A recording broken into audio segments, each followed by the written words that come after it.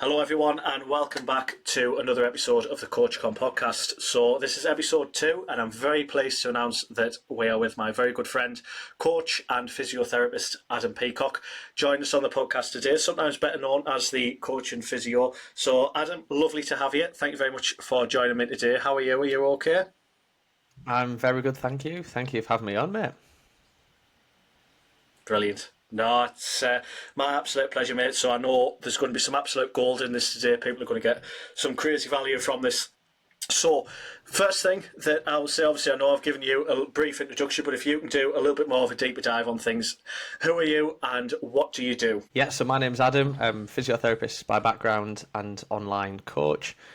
So I help people in musculoskeletal clinics in both the public and private sector, but also with online coaching for people with longer term injuries looking to get in shape and start moving well. Fabulous. So, what got you into physio originally then? Was there a specific moment? Yeah, so funny enough, really, when I was kind of going through school, kind of had two career paths that I wanted to go down. I either wanted to be a GP, or I either wanted to be wanted to be a PE teacher.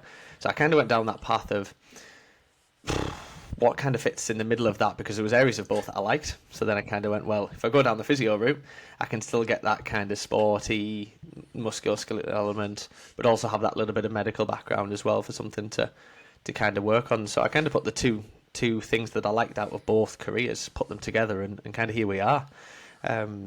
Did also have a close friend have quite a serious injury, and kind of watching him go through his long-term rehab back to where he's now, where, you know, kind of fighting fit, came to kind of a time where really quite an influential time really for me to kind of push me on to where I am now. So it all kind of fell into place, really. Fabulous. No, that's brilliant. And then obviously the online coaching has been the next sort of level that you've gone to. So what was there a spark for getting into the online coaching side of things, or anything in particular that made you think, right, I want to go for that now? What was it?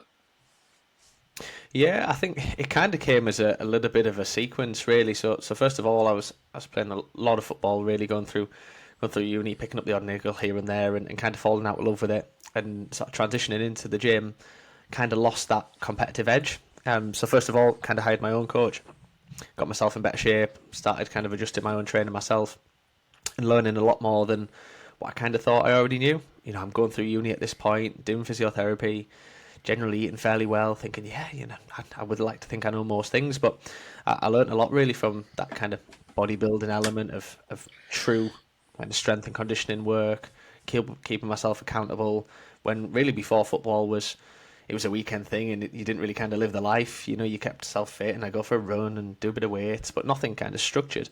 So it really kind of opened my eyes to what these people are doing to look kind of how I want it to look. You know, I always wanted to add that obsession of tight sleeves and the t-shirt and that kind of thing.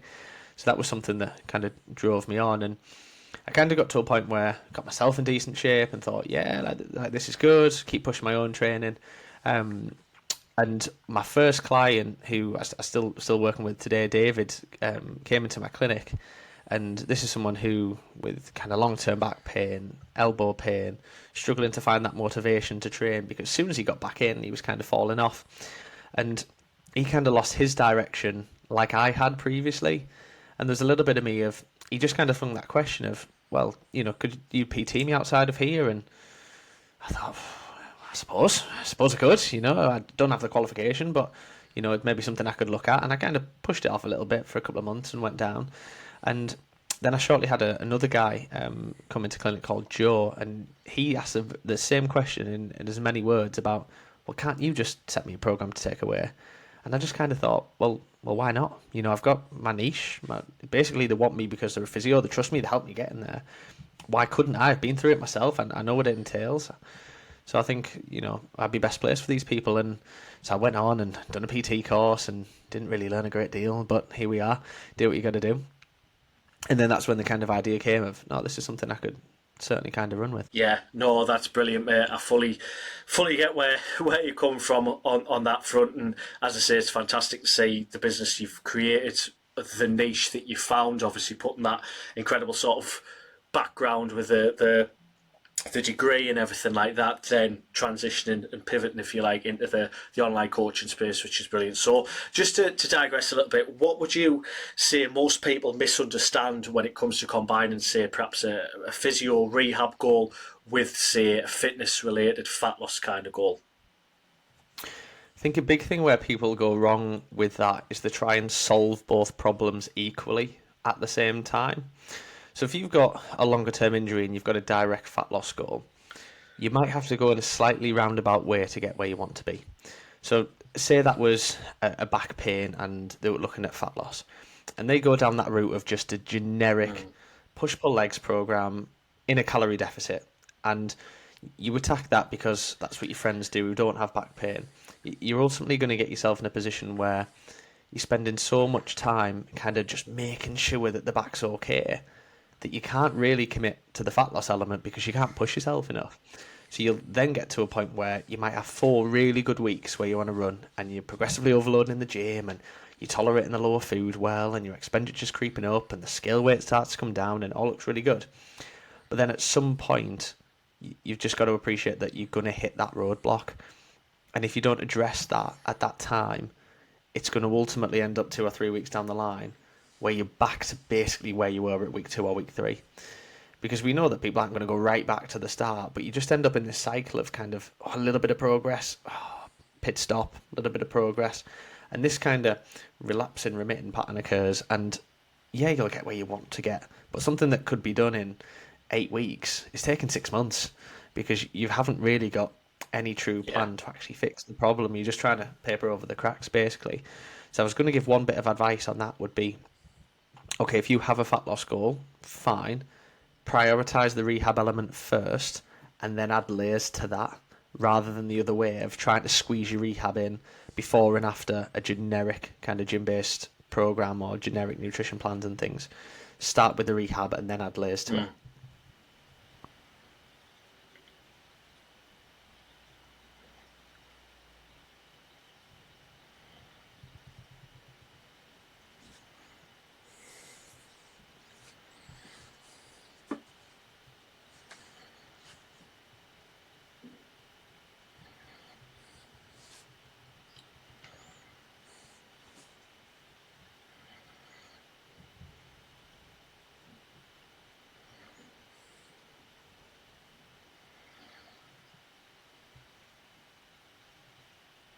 Brilliant.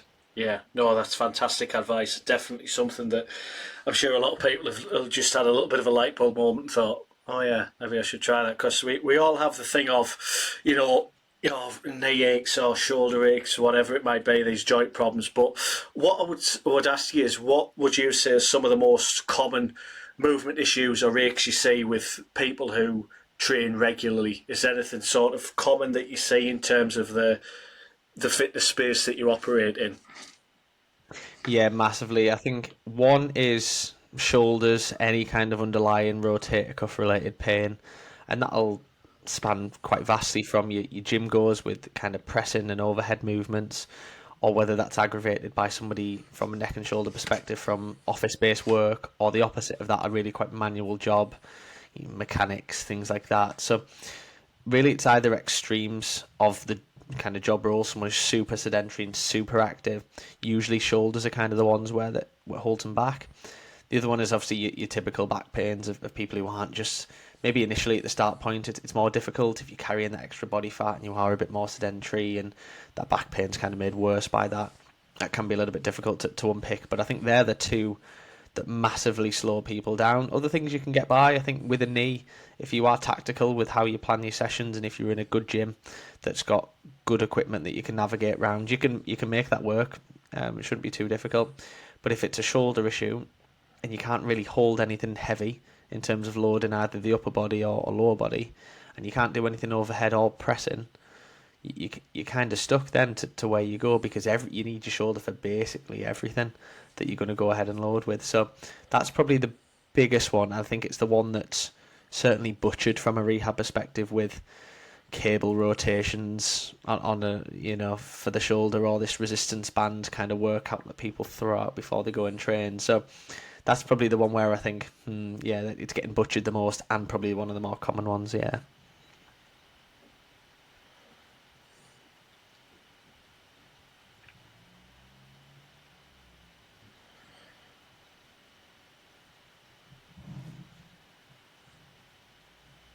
Yeah.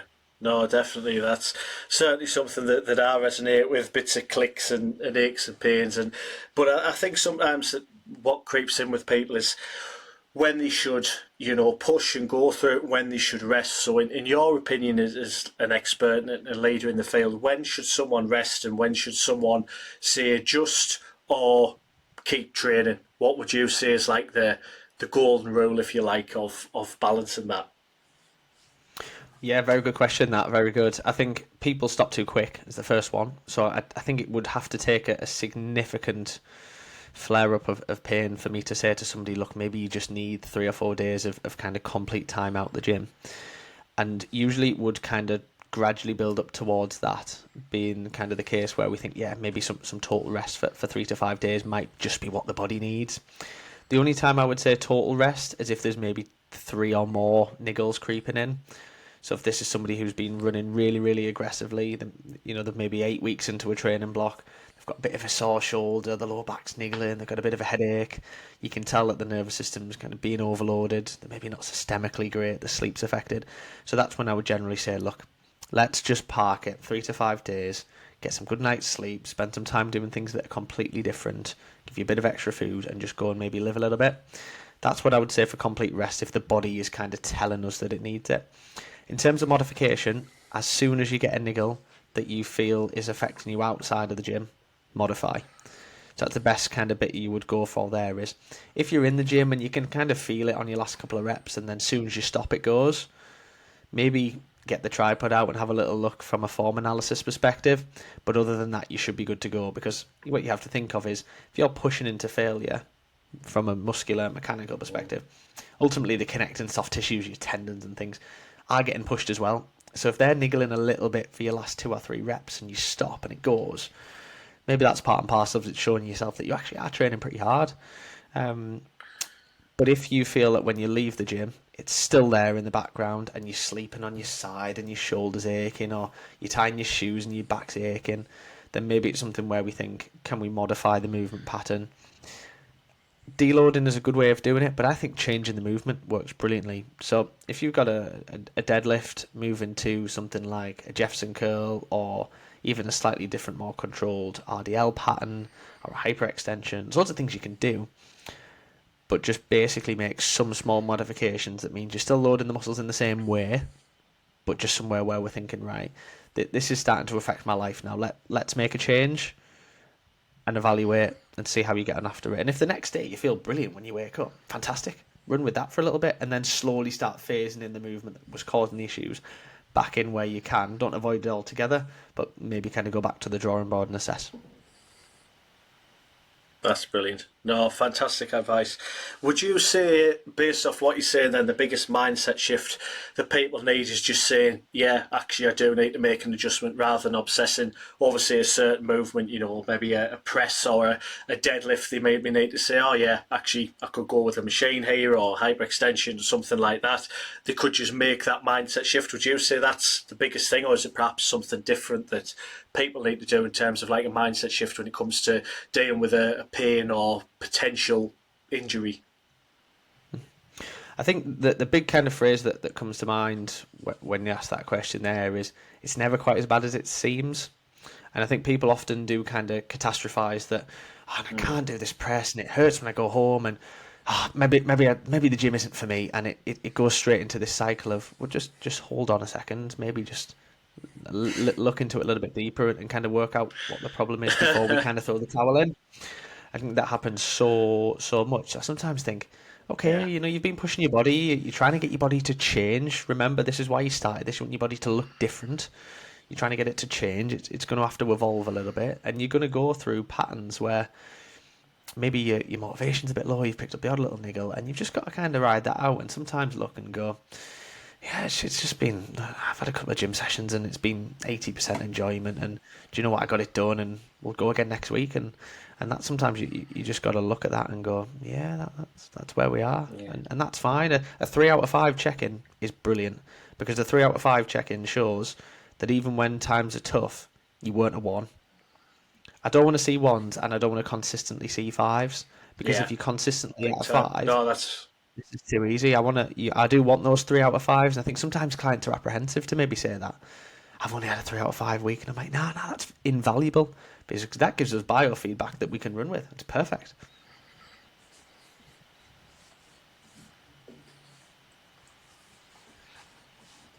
Yeah,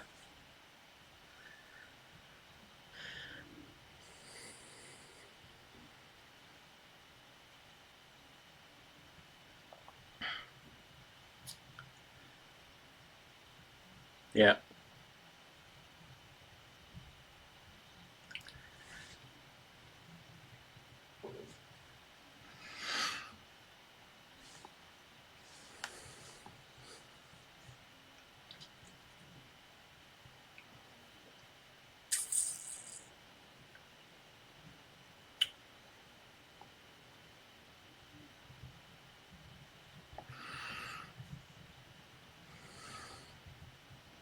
yeah. No, definitely. I mean, so one thing I would ask as well is, do you think some people use maybe the pain and any sort of discomfort as a reason to avoid responsibility for the results? Is that something that you see as well? I think so. I think so. And I don't often think it's the client's fault for that. That usually comes from outside noise. I can think of one client, and I put a post about this recently. He'd had some long-standing neck and shoulder issues. He'd had an MRI, and it showed him some kind of minor disc pathology in his neck, and he was getting some symptoms, but nothing significant. And 3 or 4 people within his kind of friendship group circle were kind of saying from the gym, we're saying, oh, you don't want to be deadlifting with that, and you don't want to be doing this with that, and he's coming to me going, yeah, but it feels fine. It's not making my neck any worse. I can do everything. A dumbbell overhead press was making it worse, but other than that, nothing was making it worse. I'd seen his MRI scan. He was seeing the spinal consultant. Everything looked within normal ranges. And I put his transformation on the other day, and it's the same people that are liking it saying, great work, mate. So I think sometimes a big one, what you've got to look at is that there's a reason why people kind of come to us for these things and will come to me and ask these questions because it's so easy for somebody in the gym Yeah, to throw away one of these comments, and he could have quite easily earlier on in this year just gone, oh, these people, I value their opinion. They're intelligent guys. They're my friends. They've got my best interests at heart. Maybe I should stop all of this. And actually, what we did in his case was we sat down on a call. We chatted through his imaging as to where he was and the information he'd had, just so I could decipher that for him in kind of layman's terms. We modified his program to some things that was suitable, so he was getting no pain in the gym. We deloaded in a couple of areas and amplified some intensifiers in others where he was managing well. So we put a bit of a focus on leg development and horizontal pressing because he was tolerating that well. And then we ran with that, and his results are amazing. And in the meantime, we were working with rehab as the foundation for his neck and shoulder, and he's doing brilliantly, and he is more or less at this position pain free. And I think that's the first bit of yes, people are easy to throw in, but it's other people's fault because the people being too willing to listen to people in your circle or other people in the gyms and these environments who generally have a decent knowledge of health and fitness compared to Gen Pop, but are still not on the level of somebody who's got a get a medical profession.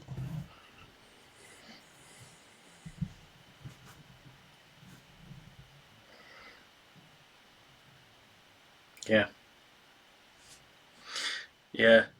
No, definitely. I think the main sort of takeaway from that is listen to your coach. Because that's it. It's so easy to get so much outside noise coming in. People with their opinions, just people that's maybe done some training, but they've not got sort of an authority in the fitness space, and they will just come in and be pecking at people. And as you said as well, you touched on the circle that people have. There's one of my clients that's got into very good condition, and what we found with him is we want to lean him down first to kind of prime him before going into a gaining phase.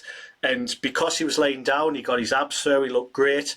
His mates were calling him skinny, and that's something that where you've got to say, well, no, actually, you look amazing. it's the thing of getting into this prime position to then be able to bulk you up. And he wasn't skinny at all. He'd kept the muscle mass he had while laying down. But unfortunately, to some folks, if you've got abs, it's a thing of like, oh, you're skinny, you're losing your muscle, like it, and that's it. It's those outside noises, and as you said, it's your circle as well, isn't it? But one thing I'd say is, and ask you is, what would you say is a basic framework for helping people to get in shape sustainably while looking after themselves? Yeah, and I think for me, I kind of have a model that I run through with people just to really kind of align them with where my vision is. And I call this the resiliency triangle, which basically covers the three most important pillars that I think are important for people to have nailed down. And it's something that we review kind of quarterly, something where we go, is this something where, you maybe really did well in that, and now that's maybe a weakness, and we need to kind of work on that, because there's so many layers to these things. But that's certainly the model that I kind of work through with those there. So the first phase for me is something that I kind of look into is strong movement. And by strong, I mean, is your body able to do? What can your body do? What does your body like doing? What does it respond well with? So some people really don't like pulling from the floor because it aggravates them. So, okay, how can we maybe navigate things round to build that up? Because, okay, maybe you can't do that right now, but why can't we build to that? We want a body that looks good and looks strong, but if it can't do anything, that's not really what people come to us for. So that's kind of the first pillar. Mm. The second thing is fueled recovery, which basically covers all aspects of nutrition and habits that are going to get you in a position where you can improve your lifestyle. So for me, that would be a well rehearsed diet that you can work on that basically doesn't stop or hold you back. So some people respond really well to some elements of food, some not so much.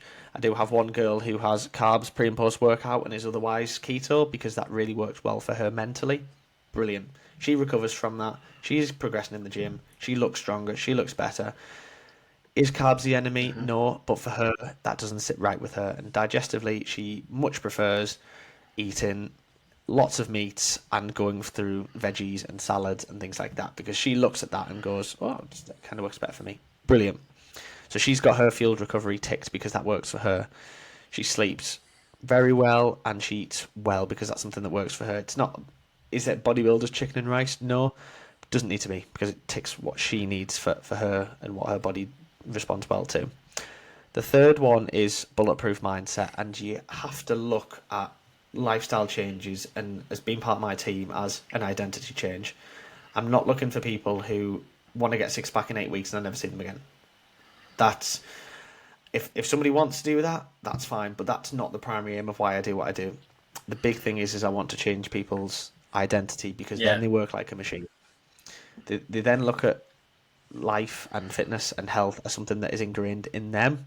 So they no longer become, Steve, Mr. Pub, or Steve, he smashes pints. He then becomes Steve, who is, a family man who can look after his kids, can go to work, come home, look good in a suit. All of these things where you just basically elevate their whole aspects of their life. And that model allows people to kind of look at it really simplistically of, I want you to move well. I want you to fuel your body to give you the ability to do that. But you've got to kind of look, and there will be days where mentally that's going to be tough. But on the whole, you're going to learn a lot. And your identity will change from somebody that is maybe the class clown or the party animal to somebody who is, I've got things locked in. And that doesn't mean you can't go out. It doesn't mean you can't jump back into those behaviours every now and again and, be that party animal or do whatever you want to do. It's fine. But on the whole, when you look at your Monday to Friday, at least, are you somebody that other people respect? Are you somebody that respects yourself? And are you somebody that your family are proud of? Because ultimately, if those three things aren't there, you're not going to feel great. You're not going to be very happy. And then you're going to be chasing those outcome-based rewards, which is your weekend pub crawl and binge drink. So that's kind of the big model that I look at is, okay, yes, you might want to get a six-pack. Why? What's the reason for a six-pack? Because, daddy, you're fat. Right, that's it. your kids, you think your kids don't like how you look. Okay, cool. Right, let's address it. That's your intrinsic. Run with that. Yeah.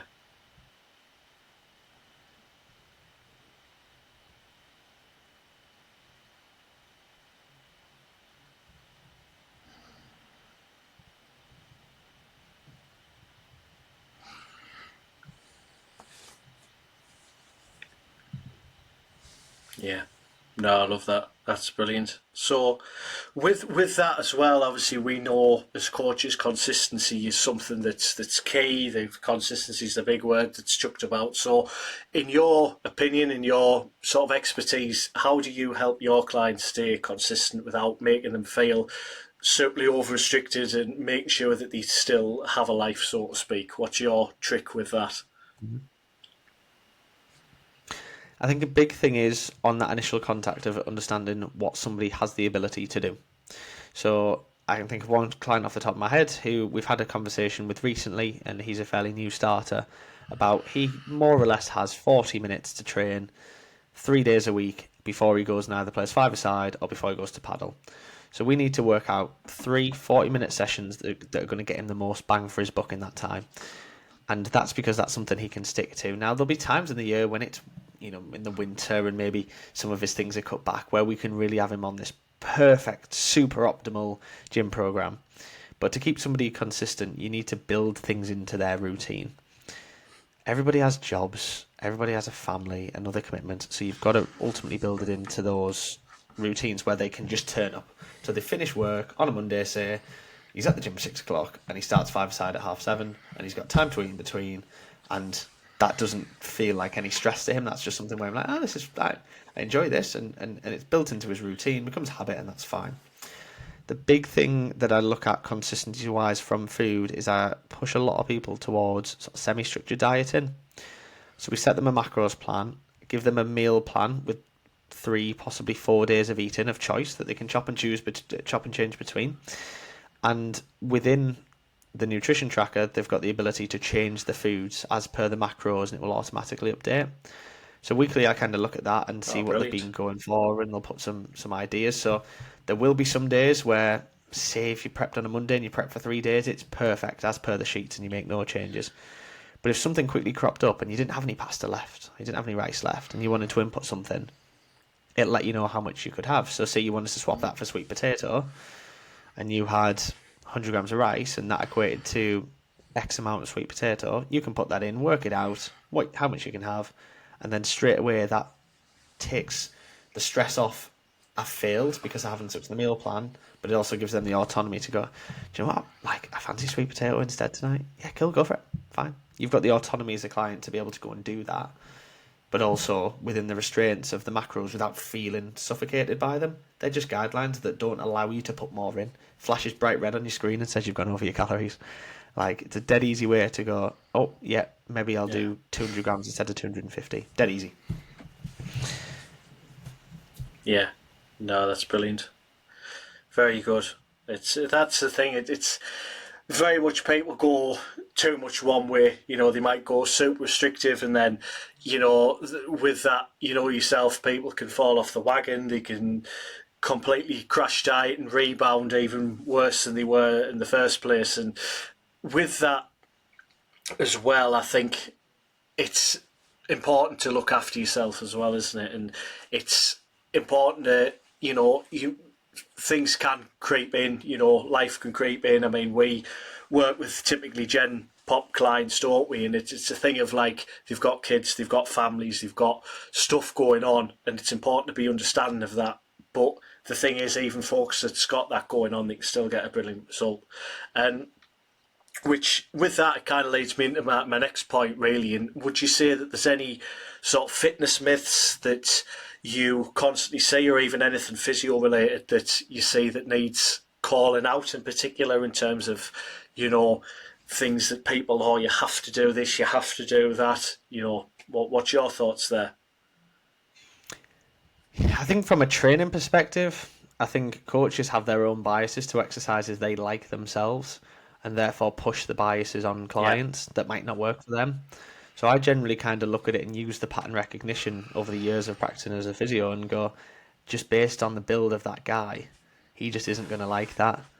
He doesn't move very well through his That's hamstrings. He great. doesn't hinge very nicely. So I'm not going to force him to pull and do deadlifts from the floor if he just doesn't like that mechanics. If it looks really awkward, we can work on it. Don't get me wrong, but ultimately, I don't want to put a client off by giving him a program initially where he's like, well, I can't do this, I can't do that. So I think it's really important that we look through our own biases and trial things, because there's certain things that I've personally gone, I wouldn't see much benefit from it. There's obviously the big crazes regarding D-handle pull downs. I always thought not great in terms of loading, a little bit awkward to set up. The cable's taken and you go for a different cable, not great. I've been running that for 8 weeks and I found it brilliant. Absolutely brilliant. But I was really close-minded to that at first because I thought, it's not as heavy as I've been loading on other pull downs in that position and whatever else. But actually, the development I've made through my lats personally has been quite significant. So other clients have kind of spoke to them and gone, how are you getting on with that machine? And they're like, some have gone, oh, I love it, get really good connection, really good pump, feels good. Others have gone, aggravates my wrist a bit of pain in the elbow afterwards. I'm like, right, cool, let's try this, because I've been trialing it and it works. So I think there's that little bit of kind of liaising with clients, working together, and maybe not letting our own biases drive things too much of, you must do it like this. Absolutely not. There's a million ways that we can get clients where we want to get them, but it's about getting the plan that suits them opposed to what you like to do yourself. Oh, that's fabulous. No, I love that. That's brilliant. Definitely something that I know with talking to other coaches, and they do have the something like must do movements. Do you have anything in particular that you feel is like a must do, or something that a client has to do or work towards? We hear a lot around, oh, you've got to have a hip hinge in your plan. Is that something that you agree with, or is there any sort of particular movements that you think, yeah, a client has to work towards this? Not necessarily. I think it's solely based on what their goals are looking to achieve, because realistically, if you have a client who doesn't like hinging, but really gets away with a hip thrust, all an RDL is a standing up hip thrust. When you think about the mechanics that you're trying to get through, you're trying to get the hinge at the hips, you're trying to drive the glutes forward. So is it really that important? I've got one particular female client that springs to mind off that question that just doesn't get away with RDLs, gets a little twinge in the lower back, just doesn't feel great. She sent me some videos over, we've tried a few different things, and she just doesn't really like it. But we just run with hip thrusts on a machine and with a barbell, and she has no pain or discomfort. Brill. We do some different variations of hamstring work to kind of make up for that, and works perfectly. I do kind of like people to have a performance-based goal, however, depending on what that is. So a client, Tom, at the moment, we're running through a kind of pull-up specialisation. So he's got some work to do outside the gym at home, in terms of bit of core strength work and some general kind of back work that he does daily to kind of supplement it. He was more or less towards the bottom of the pull-up stack on the assisted pull-up and did 6 unassisted pull-ups a couple of weeks ago. So, it's one of them where he's got a performance-based goal, but is also trying to get in shape.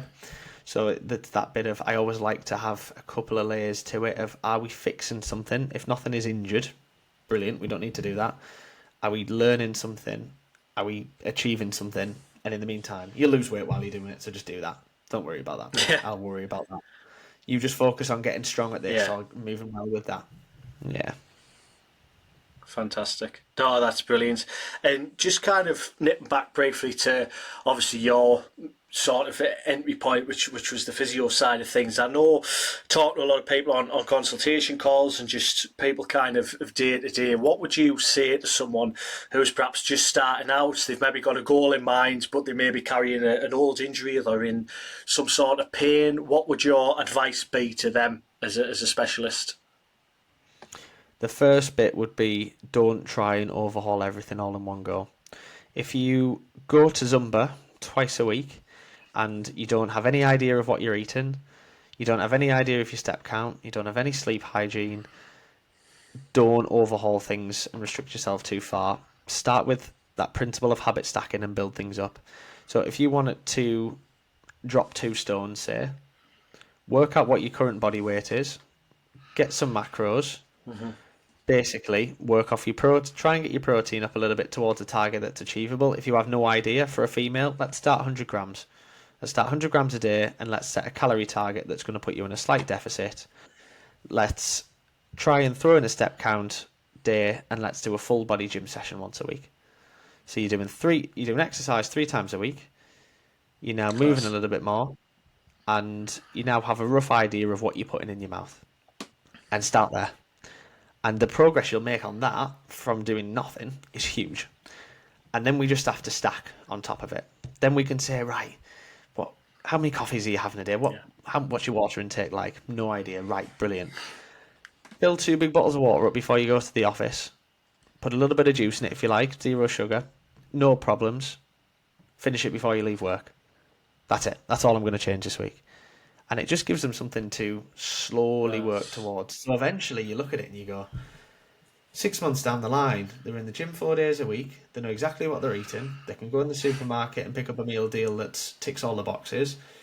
They've dropped 2 stone. Yep. A whole new wardrobe. Mentally they feel refreshed. They're sleeping better, moving better, feeling better. Brilliant. But that doesn't happen overnight. And people crash and burn because they go, brilliant. I'm going to Benidorm in 6 weeks. I'm going to go to the gym every single day. I'm going to do hit step, body pump, push-pull legs, and then I'm probably just going to eat like chicken salads and see what happens. I'm like, yeah, see how long you stick at that. Yeah. That's miserable. Certainly. No, that's brilliant, mate. No, very, very good. I think the main thing that people can take away from this, obviously, there's the stacks of stuff that you've chucked out, and even I've took a few notes as you've been talking, mate. But I think one thing people need to remember is it's the small wins, isn't it? You know, yes, people want to have the £50 drop, the £40 drop, the half marathon, whatever it might be. But at the same time, they also need to think, oh, I hit my steps today, I hit my water today, I had a decent night's sleep. It's them, you know, small wins that rack up day to day as well, isn't it? People need to take some victory in that, I think. 100%, and that's culturals. That's the problem with modern day society is if you're a 50-year-old female, you've jumped on Instagram, you've never had an account before, and you search personal trainer, goodness me, you are going to be absolutely hounded with males and females in incredible condition going, you need to do this to lose weight, you need to do this to lose weight, are you doing this? And ultimately these people are going, I'm not getting involved in this, like, because it's just so much in your face all the time, opposed to, and it's because it trends, but I've never seen a piece of content where somebody says, had this client this week who lost £2, and she went from not doing anything to doing 8,000 steps 5 days of the week. She spent the weekend in bed because she was hungover, but Monday to Friday she did 8,000 steps, and she normally would only average about 3,000 or 4,000, and she's dropped £2. It would get 1 like off your client, and that would be it. So because it's not groundbreaking, it's really difficult to get those things out onto socials, which is often why people like ourselves don't have that many viral hits, but here we are. Here we are with those. But it's difficult. I think we just need people to celebrate those. And it's our job as a coach sometimes to say, hey, do you know what? You still feel a little bloated. You're still not really happy. And you're questioning it. Just maybe just have a little look and go, look how far you've come. You didn't have a Scooby-Doo before you started with us. And now you've got 20% of the knowledge. And you might be 3 months in, but give yourself a year, watch where you'll be, and it can be absolutely transformational. But sometimes people just have to ride that bit where maybe they're not seeing that many returns. Certainly. No, that's brilliant, and definitely that's the thing, isn't it? It's got to be taking those little victories along the way. You know, you're not going to wake up suddenly and be 10 pounds lighter or down 2 dress sizes or whatever it might be. And no, that's brilliant. I love that. And going to sort of the other end of the spectrum, what would you say to someone who's maybe physically they're smashing it, they're in great condition, but they're maybe ignoring some warning signs? You know, maybe that's mental burnout, maybe that's diet fatigue, maybe it's some sort of injuries that's creeping up on them. What would you say to someone who's maybe ignoring those things or neglecting themselves a little bit in order to chase that performance or physical goal? Yeah, great question. I have a little saying that I kind of push with people across all aspects, and I stick with it because it covers so many things. But it's as simple as don't stop, modify, make a change, make a sideways step if you have to. And what you find is you often don't need to do as much as you think to get the results that you think you need to.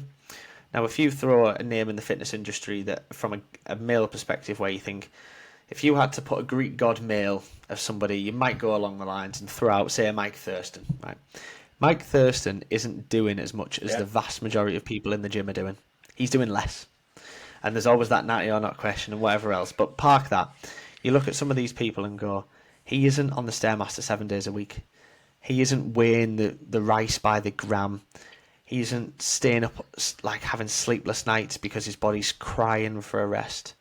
Is there really any harm in maybe changing your food sources up, maybe swapping the odd machine every sort of 10 to 12 weeks, maybe going for a spa day with your missus and just chilling out for a day and resetting? It can honestly just reignite that mental space where you get no medals for making your fat loss journey hard. As much as we love the Doreen Yates's of the world, these are the extremes of getting onto a competitive bodybuilding stage. I don't know anybody that'll ever do what he did, and you don't need to. You really don't. All we sometimes ask is we ask our clients at times when holidays are around the corner to dig, but it's the short term. Yeah. It's very much the short term. Mm-hmm. Yeah. No, definitely. And as I say, one thing I'd say as well, obviously we're getting kind of close to wrapping things up, but what would you say one small change is that someone could make in order to improve how they perhaps move or feel, or something that you could do today to change things? As easy as it is, start small. Pick something that you can do without really having to mentally make yourself do it. So if going to the gym and you've got a block on going to the gym, you don't feel confident in your own skin, you don't want to be in that environment, fine. Don't start there. Pick a small win. And that small win could be, instead of having that takeaway 3 nights a week, maybe just have one. Or instead of doing nothing on your lunch break, walk to the shop 10 minutes away and walk back. It doesn't have to be anything huge, but just really start small and think, our body is a machine, and if we don't treat it well and we don't maintain it and look after it, it ain't going to last that long. Yeah. So sometimes I just want people to get, if they were to take anything away from tonight, would be start small, but think big. Start with a small action, have a big goal of where you want to be, start there and just roadmap it and think, okay, I've now achieved that goal, what's next? And just map that out, and that'll come as it comes. But don't try and go, clap your hands together and go, right, I'm going to get in shape now. It doesn't work like that, otherwise you would already be there. So you need to basically lay the foundation, start small, and take it from there. Fabulous. No, that's a brilliant message, and definitely something that more people need to pay attention to, especially in the whole thing of, Instagram and chasing the next mountain, the next big thing, all that kind of stuff. It's very much, that's what people need to realise, and ultimately those things over time move the needle. So what message do you wish more people understood when it comes to coaching, movement and long-term progress? Would you say it is just getting those little wins, building that momentum? Yeah, and I think the other thing is people are unwilling at times to invest in themselves, and they don't think about the benefits that can come from having somebody in the corner 24/7. And that realistically, I want my clients to look good, feel good, move good. But it is deeper than that. Had a client who's recently had a job promotion, so we're celebrating the little wins of those sorts of things. And having somebody who doesn't need to, I don't need to send those positive messages, but I want to. If you're part of my team within my community, you're somebody that I want you to have the best. So if that means I need to make some changes to your training that week to give you a bit of extra free time to prep for an interview, let's do it together. Let's plan it. And it's that little bit of, don't be afraid to invest in yourself. Find a coach that you think aligns with you and what you're looking to achieve. And there are so many great coaches out there. There are a lot of poor ones who, maybe in it for the wrong reasons and maybe don't have the knowledge and foundations. but I think there are a lot of fantastic coaches who are covering a lot of very, very specific niches. And if you match one of them, everyone's DMs are open. If you drop them a message and said, look, can I just give you a quick call and just see what this is about? We would I'd more than happily say, yeah, cool, this is what I do, this is why I want to do it, this is how I can help you, this is maybe what we could start with. And if they go away with a little piece of advice and they're not ready to have a coach yet, fine, go away, see how far you get for 3 months. And what we usually find is that they'll come back in 6 months and go, do you know what, I took that advice on and it worked, and now I'm in the mental space to have somebody in my corner. Brilliant. Don't sign yourself up for a coach if you're looking for an 8-week fat loss program, because you can AI that, put your body weight in, and just chat GBT it and go, give me a training program for 4 days a week. I'm a 90 kilo female and I want to be 80 kilos by the time I go to Benidorm. Pop that in and it'll show you what to do. But if you won't get very far with that, it's not a lifelong change. Literally. That will tick you over for 4 to 6 weeks tops. So if you're looking for investment, get yourself a coach. If you're looking for a quick fix that's unsustainable and not going to get you very far, just AI it and see what happens. Yeah, I couldn't agree more, mate. Adam, it's been an absolute pleasure to have you. Just before I wrap this up, mate, where can people find out more about you? Where can they work with you? What's the best way to outreach you, message you, as we've just touched on? What's best? Best way to go is through my Instagram. So it's Adam Peacock with 3 Ks, or just through the Coach and Physio Instagram as well. Always in the DMs on there, so dead easy to get access. And then we can have a little chat in the DMs and see where we get. Fabulous. Well, it's been an absolute pleasure to have you, mate. Thank you ever so much for coming on, ladies and gentlemen. Thank you Adam for having me on, mate. It's been emotional. Absolute pleasure. Well, we'll definitely get you back in again. And yeah, as I say, the coach and physio, the man to help you to move forward, get fitter, more physically, and then also the rehab side of things as well. So thank you very much, and we shall see you in the next one.